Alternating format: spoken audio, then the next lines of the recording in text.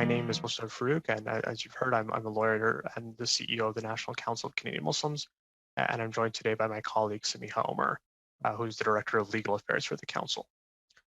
By way of background, NCCM was founded as an independent, nonpartisan, and nonprofit grassroots organization dedicated to defending the human rights and civil liberties of Muslim communities living in Canada. For almost 2 decades, we have been a leading voice in the promotion of human rights in Canada, working tirelessly in the areas of community education and outreach, media engagement, and public advocacy, challenging discrimination and Islamophobia. With the independently documented rise in hate, racism, and Islamophobia faced by our communities, we are here today because we are greatly concerned about public safety. I think this came to a clear head for me personally when, over this weekend, I introduced members of the Quebec City Mosque with members of the London Muslim community at the funeral of the Afzal family. And then I drove back to Toronto to try to attend a vigil at the IMO Mosque in Etobicoke. The reality is that something has gone terribly wrong in this country. The reality is that while I was preparing for this committee last night I was also at the IIT, the Islamic Institute of Toronto, after 2 individuals yesterday threatened to bomb the center after attempting to break in. And we were reaching out to a Black Muslim woman allegedly assaulted in Edmonton. And we were in conversation with the Beit al-Hadi Center in Edmonton that had a swastika drawn on it. On the evening of January 29th, an armed male entered the CCIQ in Quebec and gunned down 6 Muslim worshippers and injured several more in a terrorist attack targeting a masjid and the Muslims inside it. The victims were Ibrahim Aberi, Azzuddin Sufyan, Abu Bakr Thabti, Khalid Belkacemi, Mamadou Tanuberi, and Abdul Karim Hassan. In an instance of hate and violence, their earthly presence was taken from us in what remains the worst attack on a house of worship on Canadian soil in modern history. On the evening of September 12th, 2020, a man with alleged links to a white supremacist group, the O9A, walked onto the parking lot of the IMO Mosque in Etobicoke and slit the throat of Mohammed Aslam Zabis.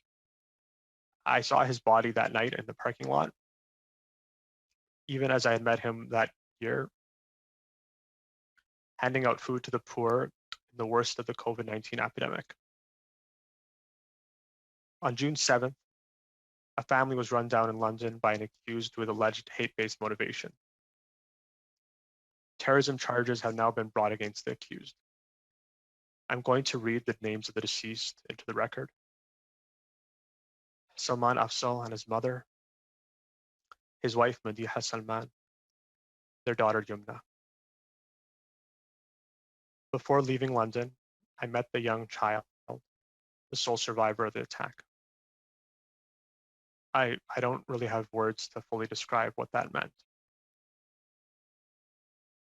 We are here today because white supremacist, violent Islamophobic, neo-Nazi, and alt-right groups are growing precipitously. And they're becoming bolder.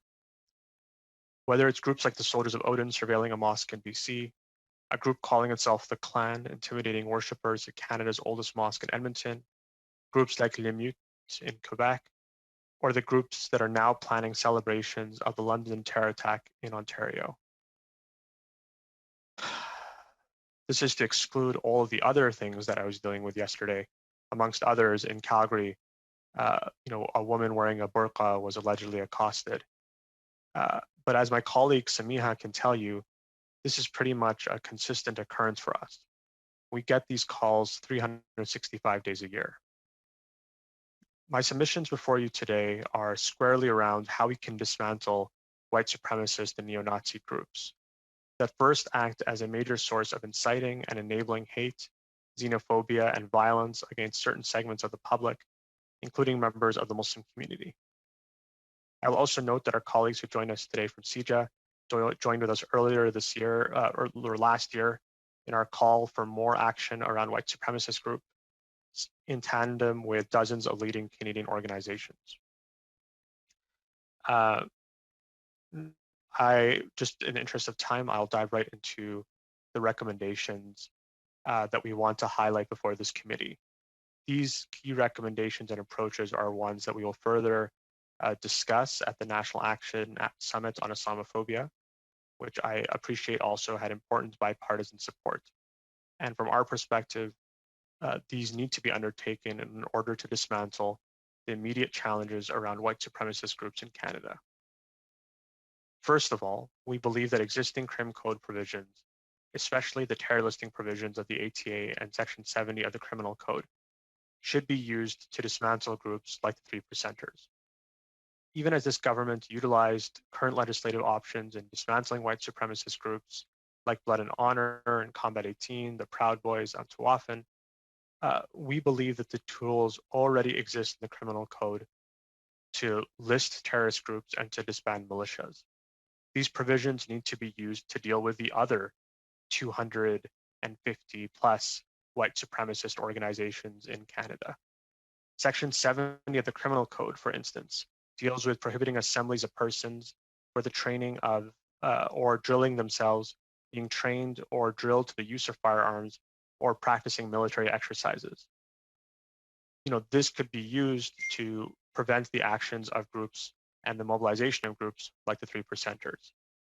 And so when we're talking about ideologically motivated violent extremism, we need to recognize that there are already existing provisions in the criminal code that can be used to dismantle some of these groups. Secondly, we recommend the addition of new legislative listing provisions to the criminal code that specifically list white supremacist groups as white supremacist groups. Groups like the Soldiers of Odin may not meet the high threshold of being a listed terrorist entity and are not a militia. But these groups provide significant threats to Canadian Muslim communities, or like the organization that is planning on hosting a celebration of the London terror attack. There's no reason for these groups to allowed to continue to exist, congregate, mobilize, plan their hate in Canada. Now, Mr. Farouk, can you just wind up, please? Absolutely. Thank you. Thirdly, I think we need to see on robust online hate regulation that it's balanced and that ensures the protection of civil liberties, through consultation with the best experts in Canada internationally. And lastly, we would like to see a review in how national security agencies have been dealing with neo-Nazi and white supremacist groups. Thank you. I also note that we'll be providing a brief and follow-up to expand further on the recommendations. I want to thank both of our witnesses for being here today.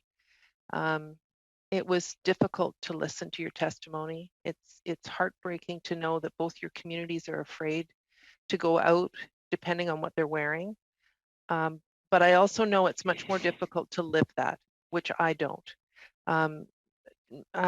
Farouk, I am just my sincere sympathy on the loss in London, Ontario, my hometown. One of the things I attended a vigil last week in Oakville for the family that was killed in London, and one of the things that was brought up at the vigil, as well as by community leaders and constituents, has been the representation of the Muslim community in the media and how that has contributed to the rise of Islamophobia. And I'm just wondering if you could talk a little bit about community building programs and other things that we can do to dispel that that perception in the media and amongst Canadians. Well, I mean, I wish that I had all the answers to that question. I think it's a big question that I think we're all trying to grapple with, especially in an age where we consume and form opinions and perspectives so quickly on the online sphere. And I think we also have to be careful in talking about how discourse is created, that we don't bend the page in the direction of limiting civil liberties. Ultimately, I think that that's harmful to the way that we as Canadians need to engage and talk to each other, and think and work through these challenging times together.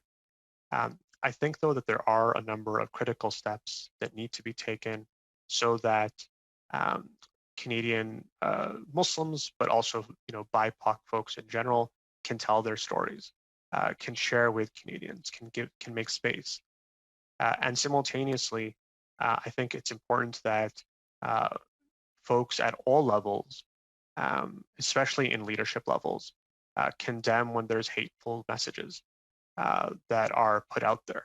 I think sometimes we undervalue the importance of what leadership means. And I can tell you that in the aftermath of the London attack, seeing articles, in various newspapers with headlines, stating something to the effect of, are Canadian Muslims in danger? Nonsense. Or newspapers that came out the day after the London attack that didn't even acknowledge that it happened.